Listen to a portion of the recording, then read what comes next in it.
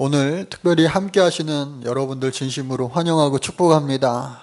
강건하시기를 주의 이름으로 축복합니다. 나머지 우리 성도님들도요, 늘 주님 안에서 평안하시고 또 하나님의 강건함의 축복이 넘치시기를 간절히 바랍니다. 오늘 부활절 아침 우리가 부활절 성찬 예배로 하나님 앞에 올려드리는데요.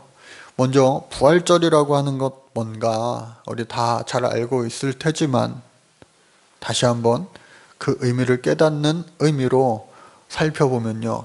본래 이 부활절, 예수님의 부활, 다시 사심을 기념하는 절기인데 그 말의 어원은 유월절 페사르에서부터 시작이 됩니다. 즉 패스오버절, 패스오버데이, 즉 유월절에 어린 양으로 오신 이 예수님을 의미하는 거예요. 왜 예수님이 죽으신 지 며칠 만에요? 3일 만에 3일 만에 부활하셨어요. 이 사실이 여러분들 믿어지시기를 주의 이름으로 간절히 축복합니다. 먼저 오늘 이 부활절을 세계 여러 나라에서 기념하고 있는데요. 저 유럽에서는 부활절 아침에 해 뜨기 전에 동네 사람들이 다 모여서 춤을 추고 또 노래하고 예수님의 부활을 기다린다라고 해요. 또 뿐만 아니라 미국 교회들은 아침에 마치 새해의 첫 해가 떠오를 때에처럼 일출 예배를 드리긴다고 합니다. 또 뿐만 아니라 유럽에서 부활절 예배 때에 세례받는 자들이 그 죄사함을 의미하는 흰 옷을 입는다고 그래요.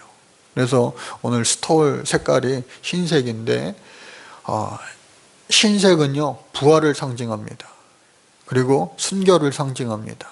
저와 여러분들 모두가요 부활의 증인이 되었으니 순결한 예수 그리스도의 신부의 삶을 모두가 살아나갈 수 있기를 바랍니다. 또 뿐만 아니라 부활절이 유월절의 연장이라는 생각에 어린 양을 먹기도 해요.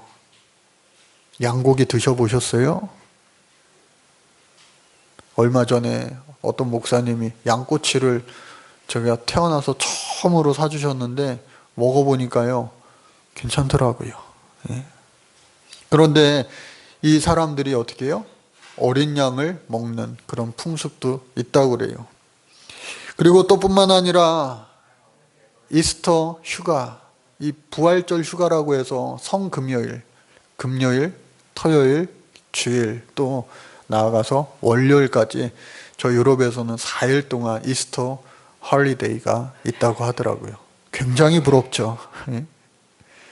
그런데 여러분, 이 좋은 풍습들이 있지만 나와는 상관없이 그저 처음에는 정말 하나님을 잘 예배하기 위한 그러한 풍습이었는데 어느 순간 이것이 매너리즘에 빠지고 그리고 나와 별 상관없이 된다면 그 좋은 것들도 아무런 의미가 없는 거예요.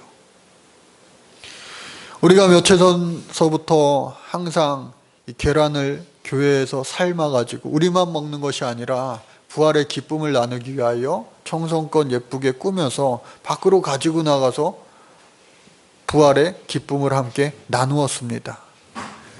그때에 교회 안 다니는 분들도요 이제는 다 알아요. 아유 저 교회 부활절인가 보다, 부활절이어가지고 나왔나 보다, 계란 주나 보다, 오늘 부활절이네, 그렇게 하고 계란을 받는다고 하는 거예요. 크리스마스 성탄절처럼 이제 한국 교회가 130년이 넘으니까 이 부활절 절기도 안 믿는 사람들도 다 아는 그러한 유명한 절기가 되었다고 하는 거예요. 그리고 부활절이 가까울수록 마트에서는요 계란 품귀 현상까지 일어난다, 계란값이 막 뛴다라는 얘기까지 있을 정도예요. 그런데 우리가 이 계란을 먹는 이유도 다름 아니라 죽음의 권세에서 그 돌무덤과 같은 그 계란 안에서 어떻게 해요? 생명이 태어나는 것을 그 의미를 담아서 예수님의 부활을 상징하는 그 이스터 에그, 부활 계란을 나누는 거예요. 단순히 그냥 계란 먹는 날이네. 그렇게 생각하면 아무 소용이 없는 것이죠.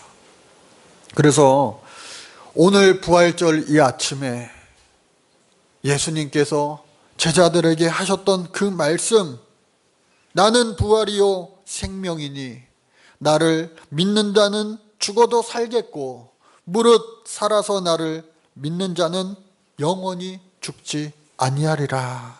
이 말씀이 우리의 진짜 생명의 말씀이 되어 영원한 생명이 우리 안에 이미 주어졌음을 다시 한번 감사할 수 있는 부활절 아침이 되시기를 간절히 바랍니다. 예수님의 부활 증거들을 역사적으로 그리고 성경적으로 살펴보면 많은 것들이 있습니다. 먼저 빈무덤 사건이에요. 여러분, 당시에 이 돌로 무덤을 막았습니다. 그리고요, 봉인을 해놨습니다. 봉인에는 이 관리하는 자들의 이름이, 사인이 다 들어가 있는 거예요. 그리고 그것을 아무도 열 수 없게 하는 거예요. 특별히 예수님을 지킨 사람들은 로마 군인이었어요. 그냥 대충대충 훈련받은 군인들이 아니라 당시에 이 파수꾼 역할하는 군인들은요, 특별한 훈련을 받은 정예부대입니다. 정예 군인이에요. 특수요원이에요. 왜? 이 안에 시체가 사라지면 자기의 목숨을 내놓아야 되는 그러한 훈련을 받은 정예 군인이었어요. 그런데 3일 만에, 3일 후에 어떻게 해요? 돌무덤이 열리고 그 안에 예수님의 시체가 부활하셔서 사라졌다는 것, 빈무덤 되었다는 것, 이거는 결코 사람이 어떻게 할 수 있는 일이 아니다라고 하는 겁니다. 또 뿐만 아니라 그 안에 있던 천사들이 예수 그리스도의 부활을 증거하였습니다. 또 그것을 지키던 파수꾼들, 로마 군병들, 장로들, 대제사장들까지 그것을 빈무덤을 인지했어요. 시체의 없어짐, 그리고 시체가 어디가 누가 데려간 것이 아니라 이거는 예수님이 스스로 하나님께서 부활하셨구나. 구약시대에 많은 다윗과 또 다니엘 선지자, 많은 시편의 기자들이 예수님의 부활을 예언하였는데 그 예언이요 그대로 이루어지게 된 거예요. 바리새인들은 철저하게 성경을 믿는 사람들이었습니다. 그러기에 예수님의 부활을 철저히 믿어 의심치 않았어요. 그러나 유대교 안에도 사두개인들만큼은 부활이 없다라고 믿지 않았어요. 부활이 없다고 말하는 거예요. 오늘날에도 예수 믿는 사람들 가운데 나는 예수님 사건 다 믿는데 부활이 그것만큼은 믿어지지가 않아 라고 하는 분들 혹시 계십니까? 여러분, 부활의 사건이 정말로 믿어지는 그 은혜가 있기를 간절히 바랍니다. 여러 가지 사건들 가운데서도 가장 확실한 증거는 뭐냐? 예수님이요 부활하셔서 예수님의 제자들을, 많은 증인들을 만나 주셔 그 부활의 증인 삼아 주셨다고 하는 거예요. 오늘 이 갈라디아서를 쓴 사도 바울 역시도 예수님을 살아생전 한 번도 만나본 적이 없었고, 심지어 예수님이 죽은 다음에 예수님을 믿는 사람들을 잡아다가 감옥에 가두기도 하고 예수 믿는 사람들을 아주 핍박하며 못살게 굴었던 사람이 바로 오늘 이 갈라디아서를 쓴 사도 바울이라고 하는 사람이에요. 당신 예수 믿냐? 하면서 그 사람을 어떻게 해요? 붙잡아다가 감옥에 가두었다고요. 당신 예수 믿어? 믿지 마. 왜 믿어? 가짜야 라고 말했던 그 사도 바울이 다메섹 도상에서 예수님을, 부활의 예수님을 만나고 난 다음에 어떻게 해요? 이제는 그 사람이 바뀌어서 예수님 모르는 자들, 예수님 믿지 않는 자들에게 복음을 전하는 복음의 사도가 되었다라고 하는 거예요. 그러니까 예수님 만나면요 사람이요 변화되는 줄로 믿습니다. 변화되어야 하는 것이 지극히 당연해요. 예수 믿고 변화되지 않는 사람이 더 대단한 거예요. 여러분, 예수 믿고 변화되는 진짜 대단한 사람 되시기를 주의 이름으로 간절히 축복합니다. 축복합니다. 변화가 이루어져야 돼요. 그래서 이 사도 바울은요, 정말로 놀라운 변화, 180도의 변화가 이루어진 사람이에요. 그리고 이 사도 바울은 놀라운 건 뭐냐? 한 번 예수 믿고 나서 그 믿음이 확실하게 들어가고 나서 그 믿음이요, 변치 않았다고 하는 거예요. 어떠한 유혹과 어떠한 핍박에도 굴하지 않는 그 확고부동한 믿음이 사도 바울에게 들어갔다고 하는 거예요. 저도 하나님 앞에 기도합니다. 하나님, 나도 사도 바울과 같은 그 믿음 있게 도와주세요. 때로는요, 우리가 환경 가운데 흔들릴 때가 많아요. 왜? 사단이요, 계속해서 우리를 믿는 자들을 어떻게 해요?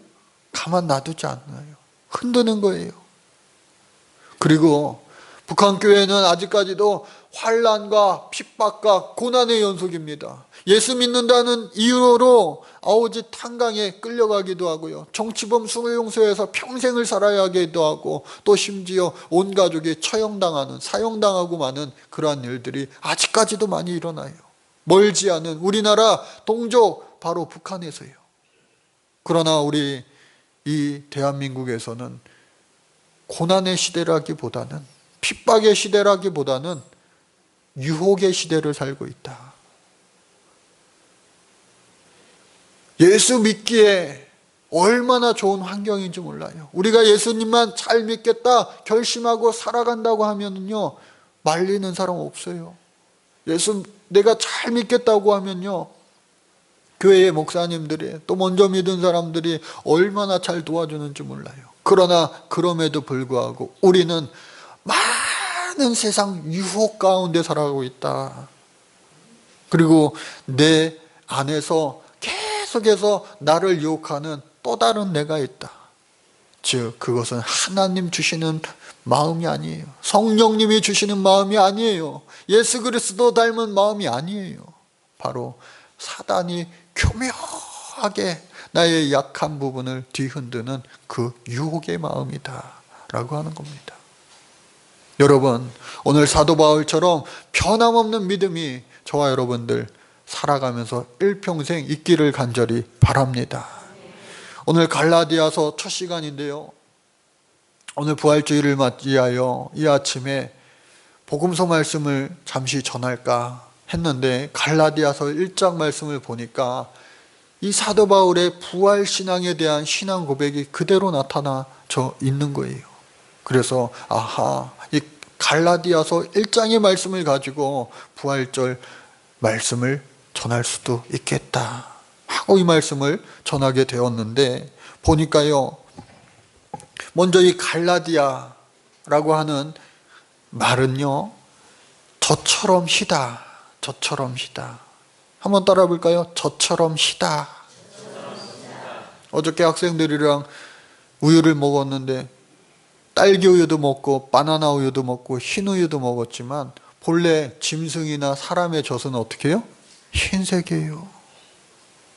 저처럼 희다라고 하는 그 의미를 가진 것이 바로 이 갈라디아.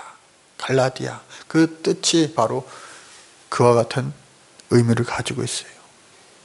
그래서 이 갈라디아라고 하는 것은요, 옛날 우리 한반도, 우리 대한민국이 얼마나 외세의 침입이 많았어요. 대대로 지난 역사 동안.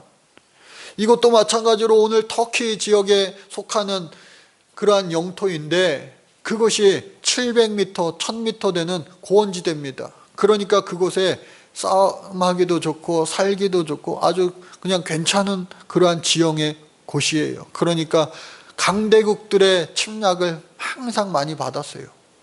결국 BC 약 26년경에는 로마의 한 주가 되었습니다. 로마의 식민지가 되었어요. 그래서 그때부터 정식으로 갈라디아 지역이라고 불렸는데, 그곳에 사도 바울이 제1차로 전도 여행을 간 곳이에요. 그래서 사도행전 보면 비시디아 안디옥과 이고니온과 루스드라, 더베와 같은 많은 우리 귀에 익숙한 성읍들이 있는데 그곳에 가서 어떻게 해요? 사도 바울이 제1차로 전도한 곳이에요. 그곳에서 다리를 전혀 쓸 수 없는 그 사람을 예수의 이름으로 사도 바울은 고쳐주었어요. 완전하게 고쳐주었어요. 그리고 많은 하나님의 기적과 이적을 그곳에서 행하였습니다. 그리고 그곳에서 많은 믿는 자들이 생겨남으로 말미암아 여러 교회를 세우게 되었어요. 할렐루야. 하나님의 역사죠. 그런데 그 많은 하나님의 역사 가운데 좋은 일들만 있었던 거 아니에요. 그곳에서 얼마나 많은 핍박을 사도 바울이 당했는지 모릅니다. 이제 예수 만나고 예수 전하러 다니는데 유대교 사람들이요 쫓아다니면서 그를 핍박하는 거예요. 아유, 나쁜 사람, 변절자, 유대교인이었다가 어떻게 그리스도교가 되냐고, 어떻게 예수를 믿냐고 하면서 예수 믿는 거에 대한 안갚음으로 그를 쫓아다니면서 비난했어요. 심지어 돌로 던져서 그가 혼수 상태에 빠지고 마는, 기절 상태에 빠지고 마는 어려움과 아픔도 겪곤 하였습니다. 그럼에도 불구하고 사도 바울은 어떻게 해요? 아까 말씀드린 대로 변함없는 믿음을 통하여 하나님 주신 미션, 복음 사명의 그 사명을 계속해서 묵묵히 감당하게 되어 많은 교회가 세워졌어요. 나중에 그것을 떠났는데 안 좋은 소문들이 들려옵니다. 무슨 소문이요? 다 초신자잖아요. 그 교회에. 믿음의 전통이 오래된 자들이 없어요. 믿음의 뿌리가 깊은 자들이 없어요. 다 초신자들이니까 좌로나 우로나 치우치기가 쉬운 거예요. 또 하필이면 그곳에 이단 사상을 가진, 즉 유대교인들이 찾아와 가지고 야, 예수만 믿는다고 하나님 앞에 구원받는 거 아니야. 하나님 앞에 정말 구원받으려면 우리가 잘 살아야 되는데 율법대로 살아야 돼. 또 뿐만 아니라 율법에서 중요한 할례를 행해야 돼. 그게 바로 구원받은 자로 증거가 되는 거야. 이방인들이었다가 또 이교도인들이었다가 예수 믿게 되어서 그 이야기를 들으니까 흔들리기 시작하는 거예요. 사도 바울은 예수님만 믿기만 하면 구원받는다고 하였는데 율법도 지켜야 되고 우리가 전혀 지키지 않았던 그 할례의 전통도 따라야 되고, 이거 헷갈리기 시작하는 거예요. 그래서 사도 바울이 이 갈라디아 교인들에게 편지를 쓰게 됩니다. 마치 고린도 후서처럼 자신의 예수 믿게 된 그 이야기서부터요 쫙 쓰는 거예요. 또 뿐만 아니라 다른 복음은 절대로 있다 없다? 없다. 복음의 순수성, 절대성에 대해서 전하는 거예요. 제 아무리 천사가 내려와서 복음을 전한다 해도 그것이 예수 외에 다른 그 어떠한 것으로 구원받을 수 있다라고 전하면 그 천사도 하나님 앞에 저주받을 것이라.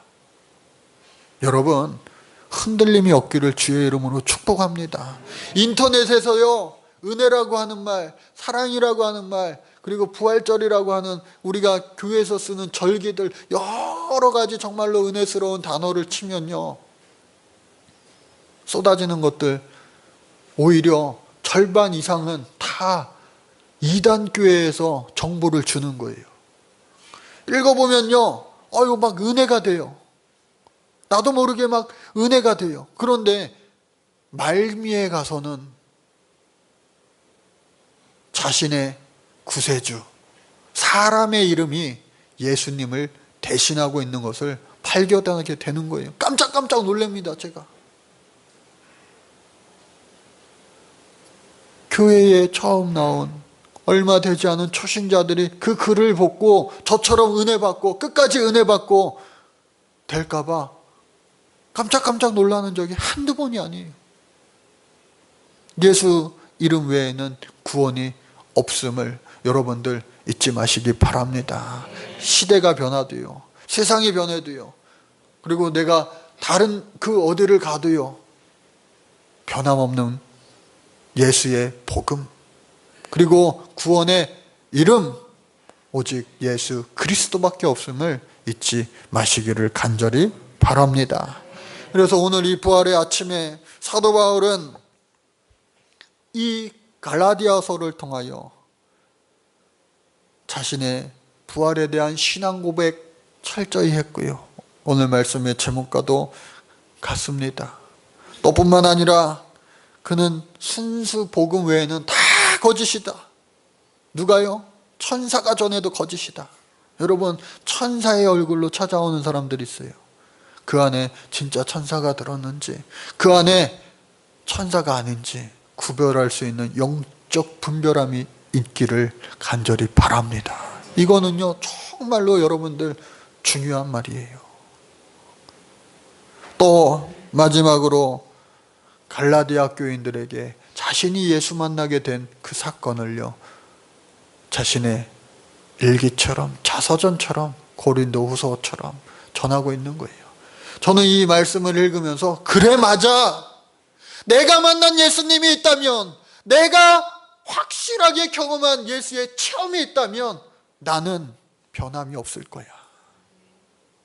이 가운데 혹시 아직 예수님을 내가 만나지 못한 분 있습니까? 여러분, 하나님 앞에 간절히 만나달라고, 예수님 만나달라고 구하시기를 바랍니다. 그럼 우리 주님은요, 만나주실 거예요. 아유, 저 목사님이 예수님 만난 그 예수님 나도 좋아. 아유, 저 권사님이 만난 그 예수님 나도 좋아.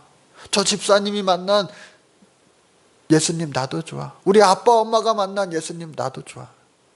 어린아이적 신앙을 이루는 데는 좋은 길잡이가 될 수 있지만, 여러분, 성장하고 성숙하고 변함없는 신앙인이 되기 위해서는 반드시 거쳐야 될 그 관문, 내가 만난 예수님이 있기를 간절히 바랍니다. 마지막으로 위험한 교회들 이라고 하는 Dangerous Memories, Promises, Criticism Songs라고 하는 마이클 프로스터라고 하는 학자가 쓴 책이 있어요. 그 책을 보니까요, 오늘 우리에게 주는 귀한 메시지가 있어서 제가 그 책의 내용을 잠시 소개해드리고 오늘 말씀을 마치려고 합니다. 교회에서 선포되는 메시지가 그리스도의 성품에 대한 철학적인 진술이 아닌 예수님의 삶을 통해 발생한 사건들에 초점을 맞추고 있는 것을 주목해야 된다 말하고 있어요. 그러니까 오늘 전 세계적으로 강단에서 선포되어지는 그 많은 설교들이 성경의 지식도 아니요, 철학적 개념도 아니요, 인생을 잘 살아갈 수 있는 그런 원리를 알려주는 법칙도 아니요. 중요한 것은 뭐냐? 예수님이 실제로 행하셨던 예수의 사건을 빠짐없이 전해야 된다라고 하는 거예요. 사도 바울은요, 디모데 후서 2장 8절에 뭐라고, 디모데 자신이 이제 연로해서 자신이 곧 하나님 나라로 갈 것 같아서 그 마지막에 후계자, 계승자 이 디모데에게 뭐라고 이야기했느냐? 내가 전한 복음대로 다윗의 씨로 좁은 자 가운데서, 죽은 자 가운데서 다시 살아나신 예수 그리스도를 기억하라. 예수 그리스도가 없는 설교는 설교가 아닌 것이죠. 또 뿐만 아니라 더 나아가 복음의 본질은 매우 우리의 삶에 실질적이고 또 관찰이 가능하고 예수님의 삶에 대한 상세한 내용들이 포함되어 있어야 한다. 즉 그의 탄생과 죽으심과 부활하심, 바로 그 세 가지가 있어야 된다라고 하는 거예요. 여러분, 이 부활의 아침에 진짜 예수님이 나를 위하여, 나의 죄와 험을, 죽을 수밖에 없는 우리들을 위하여, 온 인류를 위하여 부활하셨다라고 하는 이 사실이, 이 사건이 내 마음속에 믿어지는 놀라운 은혜의 역사가 있기를 간절히 바랍니다. 여러분들 모두가 부활하신 주님을 만나 뵙고 또 만나 뵙고 그 부활의 주님과 항상 동행하는 예수님 닮은 제자의 삶을 살아갈 수 있기를 간절히 주의 이름으로 축복합니다. 이제 우리 성찬을